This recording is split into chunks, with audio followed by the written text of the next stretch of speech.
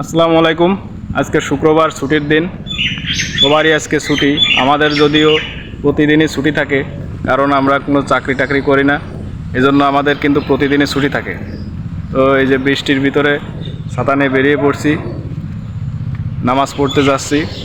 তো ছুটির দিনে একটা ছুটি কবিতা না পড়লেই নয়। রবীন্দ্রনাথ ঠাকুরের মেঘের কোলে রোদ এসেছে, বাদল গেছে টুটি, আজ আমাদের ছুটি ও ভাই, আজ আমাদের ছুটি। কি করি আজ ভেবে না পাই, পথ হারিয়ে কোন বনে যাই, কোন মাঠে যে ছুটে বেড়াই সকল ছেলে জুটি। কেয়া পাতায় নৌকা গড়ে সাজিয়ে দেব ফুলে, তাল দিঘিতে ভাসিয়ে দেব চলবে দুলে দুলে। রাখাল ছেলের সঙ্গে দেনু, চড়াবো আজ বাজিয়ে বেনু, মাখবো গায়ে ফুলের রেণু, চাপার বনে লুটি, আজ আমাদের ছুটি ও ভাই, আজ আমাদের ছুটি।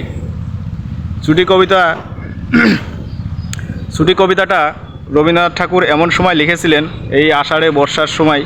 এখন সেই আষাঢ় মাস, আজকে আষাঢ়ের 25 তারিখ, আষাঢ় মাসের 25 তারিখ।